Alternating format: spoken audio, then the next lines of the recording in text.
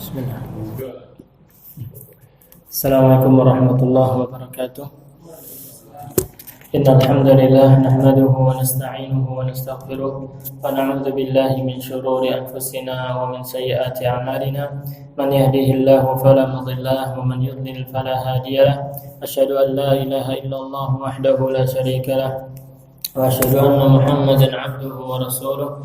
يا أيها الذين آمنوا اتقوا الله حق تقاته ولا تموتن إلا وأنتم مسلمون يا أيها الناس اتقوا ربكم الذي خلقكم من نفس واحدة وخلق منها زوجها وبث منهما رجالا كثيرا ونساء واتقوا الله الذي تساءلون به والأرحام إن الله كان عليكم رقيبا يا أيها الذين آمنوا اتقوا الله وقولوا قولا سديدا يصلح لكم أعمالكم ويغفر لكم ذنوبكم ومن يطع الله ورسوله فقد فاز فوزا عظيما أما بعد فإن أصدق الحديث كتاب الله وخير الهدي هدي محمد صلى الله عليه وسلم وشر الأمور محدثاتها وكل محدثة بدعة وكل بدعة ضلالة وكل ضلالة في النار. Jamaah yang dirahmati Allah Subhanahu wa taala, kita lanjutkan pembahasan terakhir berkaitan dengan rukun iman yang kedua, yaitu iman kepada malaikat-malaikat yang Allah Subhanahu wa taala ciptakan dari cahaya. Sebagaimana hadis yang sahih, Nabi sallallahu alaihi wasallam bersabda, "Wa khuliqatil malaikatu min nur." Dan malaikat diciptakan dari cahaya. Dan kesempatan yang lalu telah kita jelaskan bagaimana luar biasanya malaikat dan bahwasanya di antara keimanan kita kepada malaikat, kita pertama meyakini bahwa malaikat itu ada. Karena kita menetapkan mereka ada karena Al-Quran dan As-Sunnah menunjukkan atau menjelaskan bahwa malaikat itu ada dan mereka betul-betul makhluk ciptaan Allah Subhanahu wa taala. Kemudian kita juga meyakini adanya beberapa nama malaikat Jibril, Mikail, Israfil, kemudian Malik, kemudian Malakul Maut dan lain sebagainya. Itu menunjukkan kenapa kita mengatakan seperti itu, karena ada dalilnya dari Al-Quran dan As-Sunnah. Kita juga mengetahui di antara tugas-tugas mereka, ada yang mencabut nyawa, ada yang mengatur hujan, bahkan di dalam beberapa hadis ada yang mengatur yang menggiring awan. Jadi malaikat itulah yang menggiring awan. Sehingga di sanalah terjadi hujan, di daerah tertentu ada hujan, di daerah lain tidak ada hujan. Itu semua adalah tugas-tugasnya para malaikat yang Allah perintahkan kepada mereka. Kemudian petir itu juga termasuk tugasnya malaikat. Nanti mungkin kita kalau mau mempelajari lebih dalam yang kitab yang saya tunjukkan itu, yang karangan Syekh atau Dr. Muhammad bin Abdul Wahab Al-Aql, ya, yang judulnya Menelisik Alam Malaikat, diterbitkan sama Pustaka Imam Syafi'i. Itu lebih dalam berkaitan dengan malaikat. Kemudian apa hasil atau buah yang bisa kita petik dari mengimani iman kepada para malaikat? Pertama disebutkan di sini adalah kita bisa mengetahui keagungan, kekuatan dan kuasa Allah Subhanahu wa taala. Karena keagungan makhluk berasal dari keagungan penciptanya. Ya, maksudnya kita kemarin telah membahas tentang bagaimana malaikat. Di antara malaikat ada yang tubuhnya sangat besar sekali. Ya, sangat luar biasa kekuatannya. Dan mereka sangat hebat-hebat, ya. Itu kehebatan dan kebesaran itu, kekuatan yang luar biasa itu dimiliki oleh makhluk yang Allah Subhanahu wa taala ciptakan. Maka kekuatan, kebesaran dan kehebatan Allah Subhanahu wa taala itu melebihi itu semua. Amin. Jadi kalau Allah Subhanahu wa taala memiliki makhluk yang luar biasa, maka Allah sendiri dia lebih luar biasa. Kekuatan Allah maha dahsyat. Maka semakin kita mempelajari ilmu atau alam malaikat, maka kita semakin mengagungkan Allah Subhanahu wa taala. Dan semakin kita tunduk kepada Allah Subhanahu wa taala, sebagaimana kita ketahui bahwasanya para malaikat itu ibadun mukramun. Mereka adalah hamba-hamba Allah yang dimuliakan. Mereka beribadah hanya kepada Allah Subhanahu wa taala, bahkan sangat takut sekali kepada Allah Subhanahu wa taala. Maka kita manusia, makhluk yang lemah ini, makhluk yang serba kekurangan, maka hendaknya kita semakin tunduk dan beribadah hanya kepada Allah Subhanahu wa taala saja. Yang kedua, kita hendaknya apa? Bersyukur kepada Allah Subhanahu wa taala atas perhatiannya kepada manusia, di mana Allah Subhanahu wa taala telah menugaskan sebagian di antara para malaikat untuk menjaga mereka, menulis amal-amal mereka dan kepentingan-kepentingan mereka yang lainnya. Kita ketahui misalnya, kita telah membaca kemarin bahwasanya di antara malaikat adalah kiraman katibin. Mereka ada yang mulia dan senantiasa menjaga kita. Wa inna 'alaikum lahafizin kiraman katibin. Sesungguhnya di antara ada pada kalian itu ada malaikat-malaikat yang senantiasa menjaga kalian. Yani pada setiap manusia ada malaikat yang menjaga dia. Dia senantiasa memperhatikan kita dan mencatat semua amal perbuatan kita. Maka subhanallah, alhamdulillah kita diberi penjaga oleh Allah Subhanahu wa taala, yaitu dari para malaikat. Seperti misalnya contoh malaikat Mikail, dialah yang tugasnya apa? Memberikan rezeki, menurunkan hujan, kemudian dengannya tumbuhlah tumbuh-tumbuhan. Ini kita bersyukur kepada Allah Subhanahu wa taala atas semua nikmat-nikmat yang telah dilimpahkan kepada kita. Kemudian juga misalnya di antara malaikat dia ada yang menemani seorang mukmin, mengajak seorang mukmin untuk berbuat kebaikan. Itu yang mengajak juga, yang membisikkan siapa? Malaikat.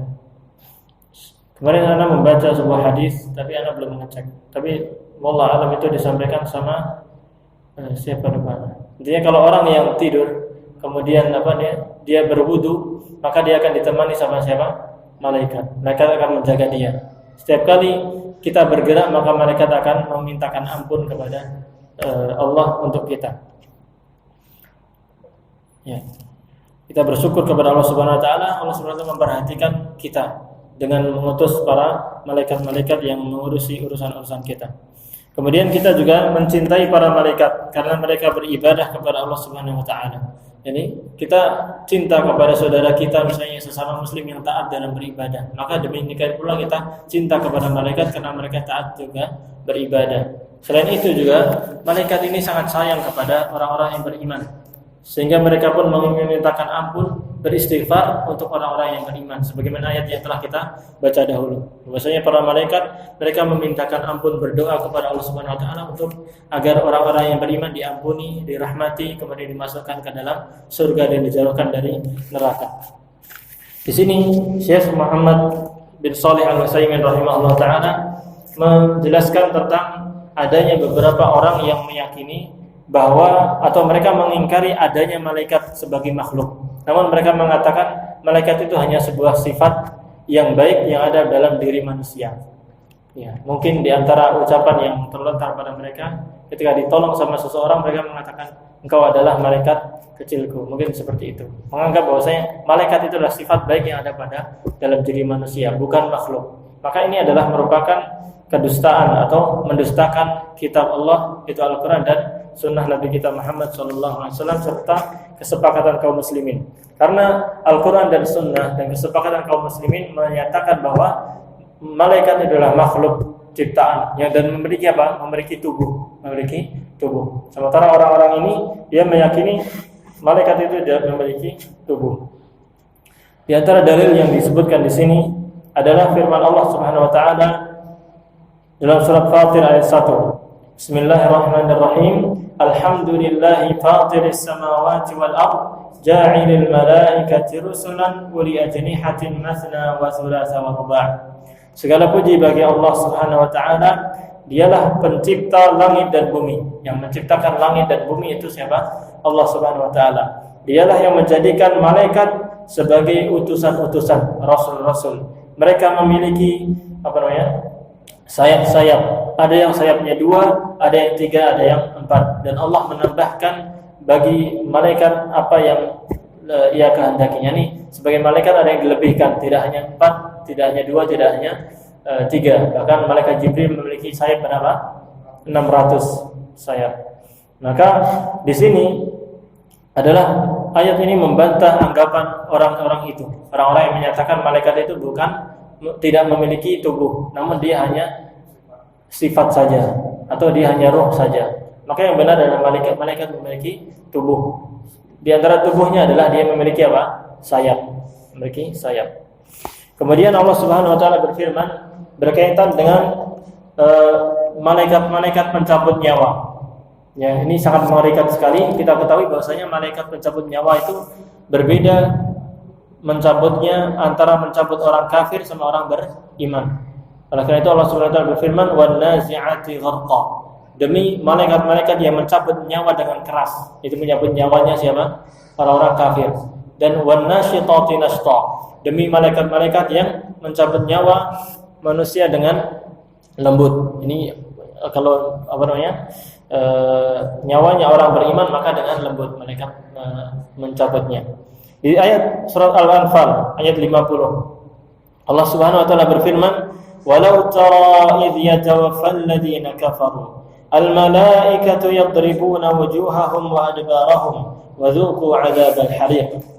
Dan sekiranya engkau melihat, ini wahai Nabi Muhammad, seandainya engkau melihat apa yang terjadi ketika orang-orang yang kafir itu diwafatkan atau dicabut nyawanya oleh para malaikat. Ini ngeri sekali apa yang dilakukan oleh para malaikat terhadap orang-orang kafir. Jadi orang-orang kafir, kalau orang-orang kafir yang dimaksud adalah orang-orang selain Islam. Maka orang-orang selain Islam, selain orang-orang yang mengikuti Al-Quran dan Sunnah dan ajaran Nabi Muhammad SAW, maka ini dikatakan siapa? Kafir. Dan Allah Subhanahu wa taala berfirman dalam surat Al-Bayyinah misalnya, "Innal ladzina kafaru min ahlil kitabi wal musyrikin." Sesungguhnya orang-orang kafir, siapa mereka orang-orang kafir? Adalah dari kalangan ahli kitab Yahudi dan Nasrani dan al-musyrikin, orang-orang yang berbuat syirik. Yani semua orang yang tidak masuk Islam sejak diutusnya Nabi Muhammad SAW sampai hari kiamat, mereka adalah orang-orang kafir. Dan mereka ketika meninggal, mereka seperti ini keadaannya. Sangat mengerikan sekali. Seandainya engkau wahai Nabi Muhammad melihat orang-orang kafir ketika mereka diwafatkan, maka sangat ngeri sekali. Bagaimana ngerinya? Al-malaikatu yadribuna wujuhahum wa adbarahum. Para malaikat memukul wajah-wajah mereka dan punggung-punggung mereka. Ya. Ngeri sekali. Punggung mereka dan wajah mereka cambuk. Ya, dicambuk, ditampar. Bahkan di ayat lain, basitu aidihim. Jadi para malaikat mereka ketika sekarat, orang-orang kafir ini sekaratul maut, maka para malaikat memukul dengan tangan-tangan mereka. Masya Allah. Dan kita tahu kekuatan malaikat ini sangat dahsyat, bukan seperti kekuatan preman di Jakarta misalnya. Lebih dahsyat lagi. Dan malaikat ini subhanallah, mereka sangat taat kepada Allah Subhanahu wa taala. Mereka memukul ini dengan perintah siapa? Dari Allah Subhanahu wa taala. Dan Allah Subhanahu wa taala murka kepada orang-orang yang kafir dan meninggal dalam keadaan kafir. Oleh karena itu Allah Subhanahu wa taala berfirman, "Wa dzuqu 'adzabal hariq." Setelah dipukul dihancurkan kemudian keluarlah nyawanya, maka mereka mengatakan para malaikat, "Wa dzuqu 'adzabal hariq." Rasakan siksa yang membakar, yaitu nanti orang-orang kafir akan masuk ke dalam siksa neraka. Ya, sebelum hari kiamat maka mereka masuk ke dalam siksa kubur. Ya, di ayat yang lain yang serupa dalam surat Al-An'am ayat 93. Walau tara idzal zalimuna fi ghamaratil maut wal malaikatu basitu aydihim akhriju anfusakum. Dan seandainya engkau tahu, maka sangat ngeri sekali ketika orang-orang zalim, itu orang-orang yang berbuat zalim. Ya, orang-orang zalim adalah orang-orang musyrik, ya orang-orang kafir ini termasuk orang-orang yang zalim. Ketika terjadi sakaratul maut, kesakitan sakaratul maut, mereka dipukuli oleh para malaikat. Para malaikat memukul dengan tangannya mereka. Akhriju anfusakum, dan mereka mengatakan, keluarkanlah diri kalian sendiri. Yani malaikat mengusir ruh yang ada di jiwa itu. Jadi dipukul-pukul. Seperti apa mukulnya? Wallahu taala alam. Dan ini perkara yang gaib, ya. Sebagaimana roh ketika keluar dari jiwanya, di badannya orang kafir ini gaib, kita tidak bisa melihatnya.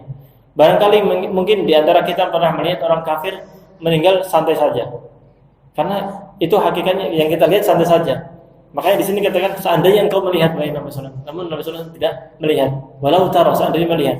Namun memang itu hal gaib dan tidak diperlihatkan. Maka orang kafir itu meskipun misalnya meninggalnya santai saja, tidur kemudian meninggal, itu hakikatnya tadi habis digebukin sama para malaikat sehingga keluarlah nyawa mereka dengan sangat keras. Allah Subhanahu wa taala juga berfirman berkaitan dengan bahwa para malaikat itu juga takut, bahkan sangat takut sekali kepada Allah Subhanahu wa taala. Maka ketika mereka takut kepada Allah Subhanahu wa taala, mereka pun menyungkur sujud dan tidak sadarkan diri.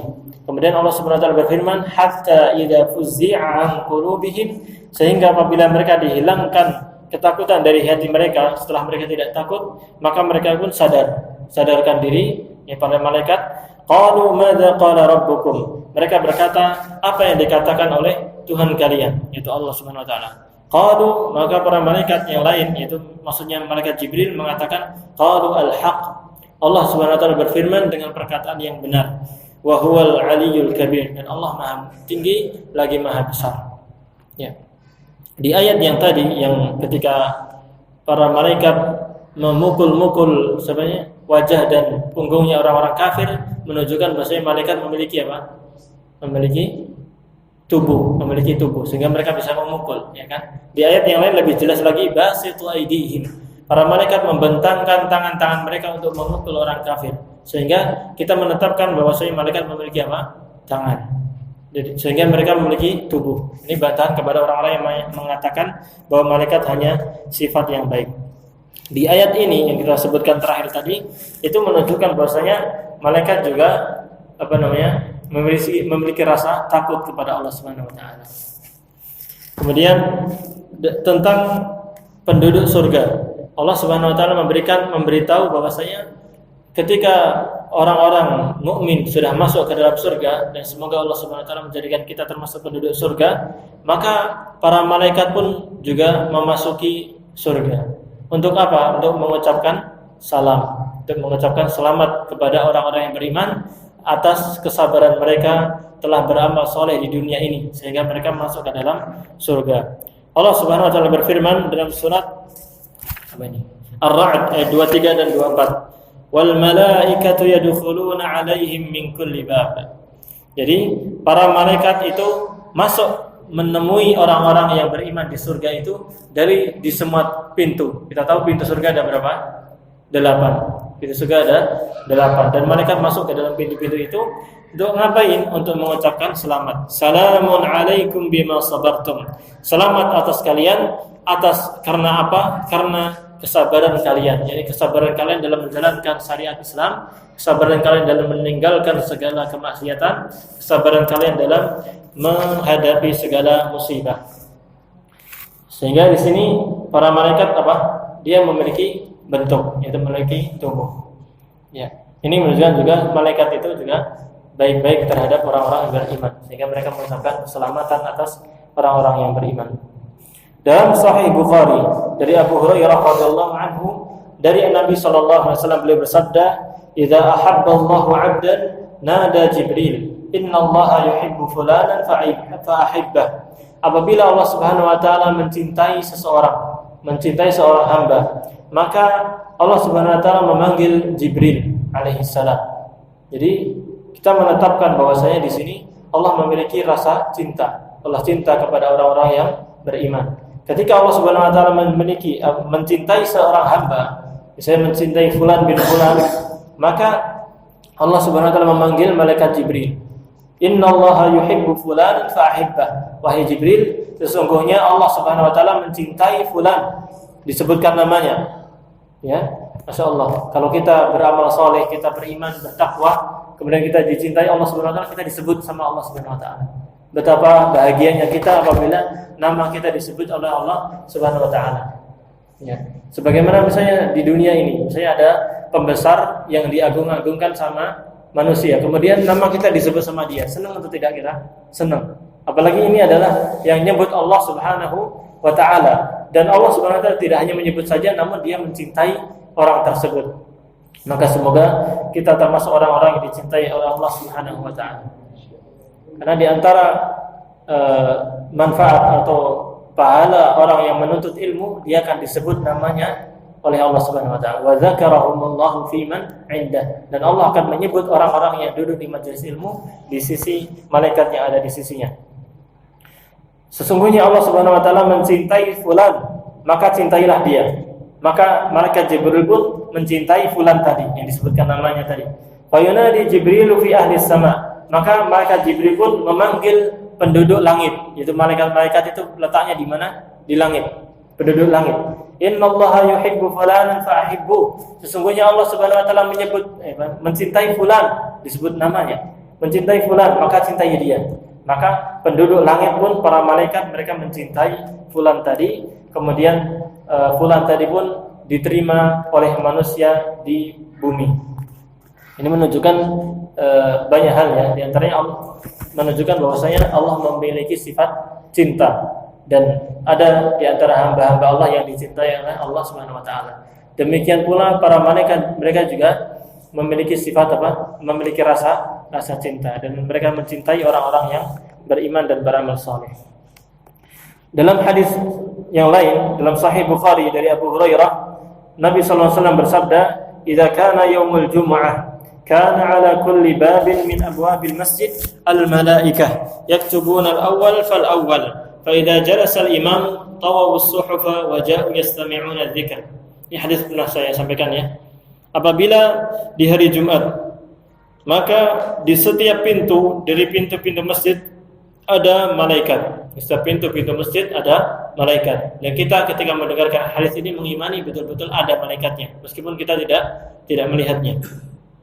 Apa yang mereka lakukan? Yaktubunal awwal fal awwal. Mereka mencatat orang-orang yang datang di awal waktu kemudian setelahnya. Jadi siapa saja yang datang dicatat, siapa fulan datang dicatat. Fa idza jalasal imam, apabila imam telah duduk di mimbar, maka mereka pun menutup lembaran catatan amal tadi. Kemudian mereka pun mulai mendengarkan zikir atau mendengarkan khutbah yang disampaikan oleh khatib. Maka disinilah sangat jelas bahwasanya malaikat itu memiliki apa? Tubuh, dan mereka bukan hanya sekedar kekuatan maknawi saja sebagaimana yang dikatakan oleh orang-orang yang condong kepada kesesatan. Dan kaum muslimin telah sepakat atas apa yang dikandung oleh nas-nas tadi. Yani kaum muslimin sepakat bahwasanya malaikat itu memiliki tubuh. Ya, tubuh yang sesuai dengan dia, dan kita tidak tahu seperti apa tubuhnya. Maka tidak boleh seseorang membuat gambar-gambar ataupun patung-patung kemudian mengatakan ini malaikat. Ya, karena ini hal-hal yang gaib dan tidak ada yang pernah melihatnya kecuali Nabi kita Muhammad sallallahu alaihi wasallam yang melihat malaikat Jibril alaihissalam. Ya. Dengan demikian kita telah selesai pada pembahasan berkaitan dengan iman kepada malaikat. Ya, kita lanjutkan saja langsung ya. Ada yang ditanyakan? Enggak, jelas insyaallah ya. Iman kepada kitab-kitab. Berkaitan dengan iman kepada kitab-kitab, yaitu kitab-kitab kitab suci yang diturunkan oleh Allah Subhanahu wa taala kepada para malaikat, para rasul-rasulnya. Dan ini di antara cinta kasih Allah Subhanahu wa taala dan wujud rahmat Allah Subhanahu wa taala kepada hamba-hambanya.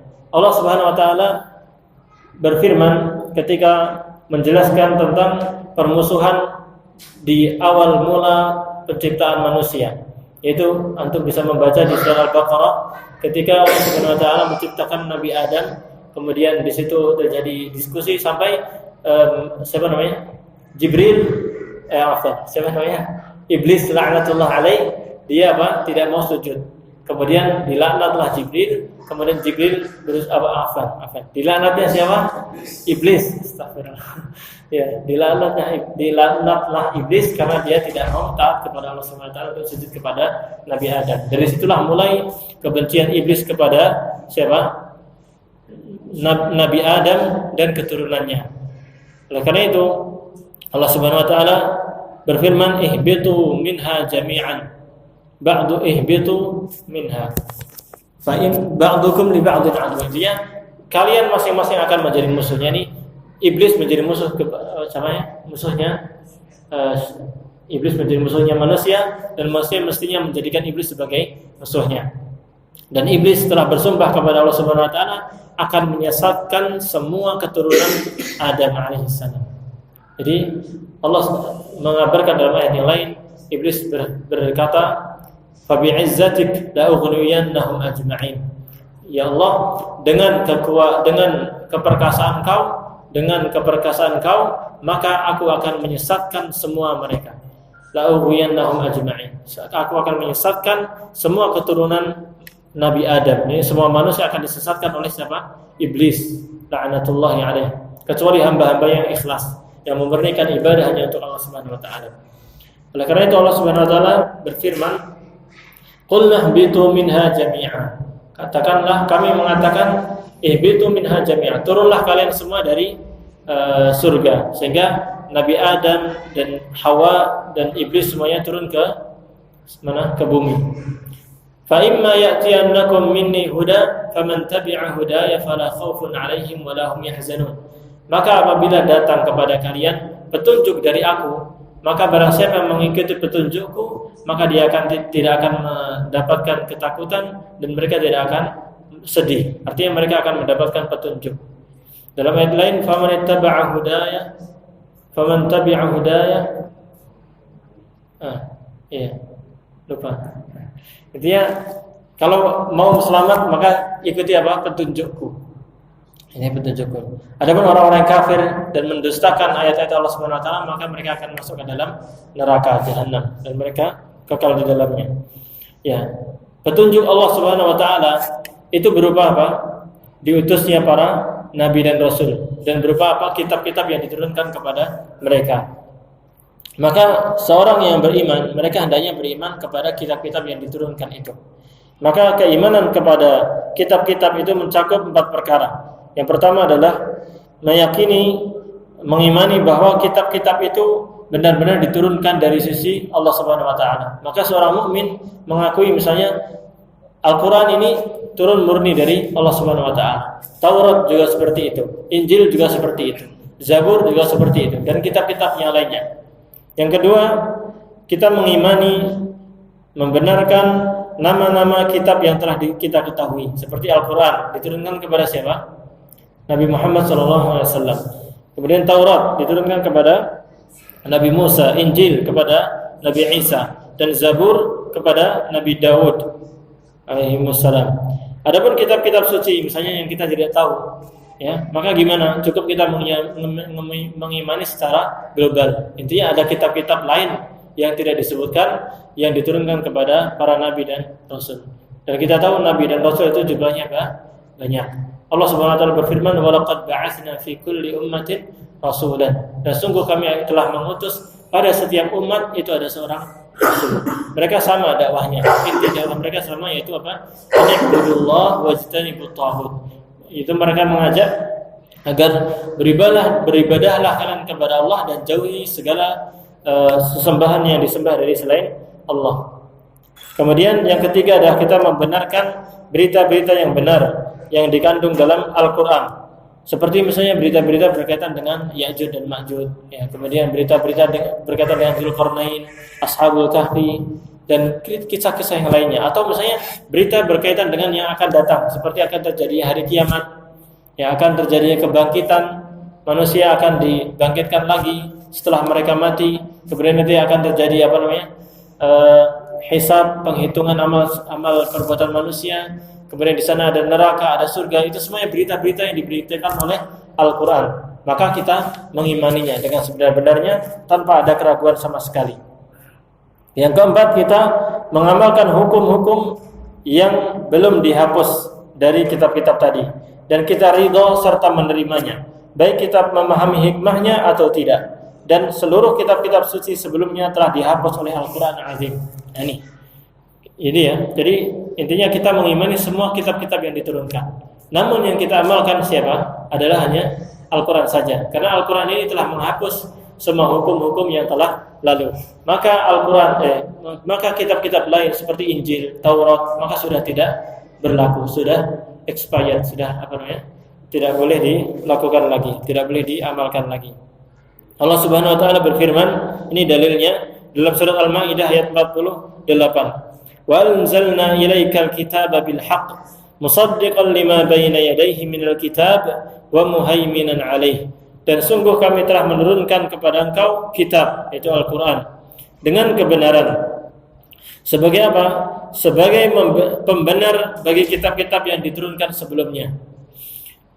Wa muhaiminan alaih, dan Al-Quran merupakan pengganti bagi kitab-kitab yang telah lalu. Muhaiminan alaih, atau penilai atau pengganti bagi kitab-kitab yang lalu. Ini menunjukkan bahwasanya Al-Quran ini menghapus semua hukum-hukum yang telah lalu. Maka Injil dan lain sebagainya tidak boleh kita amalkan dan tidak boleh kita amalkan syariatnya. Maka yang kita amalkan adalah Al-Quran saja, ya, dengan As-Sunnah. Sehingga orang-orang kafir yang mereka masih berpegang teguh dengan Injil, maka mereka mestinya tidak. Maka mereka disebut orang-orang kafir, bukan orang yang beriman. Mestinya mereka mengikuti syariat yang Nabi Muhammad SAW. Kemudian iman kepada kitab-kitab ini, apa yang bisa kita petik, ya, buah-buahnya. Pertama adalah kita mengetahui perhatian Allah Subhanahu wa taala terhadap hamba-hambanya, di mana Allah telah menurunkan kepada setiap kaum suatu kitab yang Dia memberi petunjuk kepada mereka dengannya. Ini subhanallah, di antara kasih sayang Allah Subhanahu wa taala terhadap hambanya, Allah menurunkan kitab-kitab sebagai petunjuk hidup mereka, agar mereka tidak tersesat, agar mereka tidak hidup sebagaimana hidupnya binatang. Ya, bayangkan seandainya Allah Subhanahu wa taala membiarkan manusia hidup, ya, kemudian di situ ada iblis yang senantiasa menggoda manusia. Otomatis akan rusak semuanya, ya. Akan rusak. Ya, oleh karena itu Allah Subhanahu wa taala menurunkan Al-Qur'an sebagai petunjuk hidup, sehingga manusia hidup dengan kehidupan yang baik, yang beribadah hanya kepada Allah Subhanahu wa taala, dan mereka berakhlak dan akhlak yang mulia, ya, sehingga tersebarlah keadilan di dunia ini. Ya. Namun ketika kita meninggalkan petunjuk dari Allah Subhanahu wa taala, ya, kalau kita orang mukmin, orang berislam, kita meninggalkan Al-Qur'an dan Sunnah, maka kita akan celaka. Maka kita akan tersesat, dan setan akan mudah sekali untuk menyesatkan kita. Karena itu seorang muslim hendaknya mempelajari Al-Quran dan Sunnah dengan sesungguhnya, dengan sungguh-sungguh, agar apa? Agar dia mendapatkan petunjuk. Oh ya, maksud ayat tadi, faman tabi'a hudaya fala yadhillu wa la yashqa. Allah Subhanahu wa taala berfirman, maka barang siapa yang mengikuti petunjukku, itu kalau kita mengikuti petunjuk siapa Al-Quran dan As-Sunnah, fala yadhillu wa la yashqa, maka dia tidak akan celaka, tidak akan tersesat, dan tidak akan celaka di dunia ini, baik di dunia atau di akhirat. Kita tahu banyak iblis, setan senantiasa menggoda kita, kemudian manusia-manusia yang rusak juga menggoda kita, dan syahwat-syahwat juga menggoda kita. Kalau kita tidak berpegang teguh dengan petunjuk dari Allah Subhanahu wa taala, maka kita akan menyimpang. Karena itu Nabi kita Muhammad SAW bersabda, "Taraktu fikum amrayn, lan tadillu ma in tamassaktum bihima, kitab Allah wa sunnati." Aku telah meninggalkan untuk kalian dua perkara. Kalau kalian berpegang teguh mengamalkan dua perkara ini, maka kalian tidak akan tersesat sama sekali setelah aku meninggal ini. Yaitu apa? Kitab Allah, itu Al-Quran, dan sunnati, dan sunnahku. Kemudian kita mengetahui hikmah Allah Subhanahu wa taala dalam syariatnya, di mana Allah Subhanahu wa taala telah mensyariatkan bagi setiap kaum apa yang sesuai dengan mereka. Sebagaimana Allah berfirman, "Walikullin ja'alna minkum syir'atan wa minhaja." Dan masing-masing umat telah kami jadikan aturan atau syariat dan jalan yang terang. Kemudian ketika telah kita mendapatkan petunjuk dari Al-Quran dan Sunnah, maka kita hendaknya bersyukur kepada Allah Subhanahu wa taala yang telah menurunkan kitab-kitab ini, sehingga kita bisa hidup di dunia dengan baik dan kita bisa masuk surga di alam akhirat nanti. Demikian, ya, berkaitan dengan iman kepada kitab Allah Subhanahu wa taala. Kurang lebihnya mohon maaf. Ada pertanyaan? Jelas insyaallah, ya. Nanti insyaallah kita lanjutkan iman kepada para rasul. Kita tutup dengan doa kafaratul majlis. Subhanakallahumma wa bihamdika asyhadu an la ilaha illa anta astaghfiruka wa atubu ilaik. Assalamualaikum warahmatullahi wabarakatuh.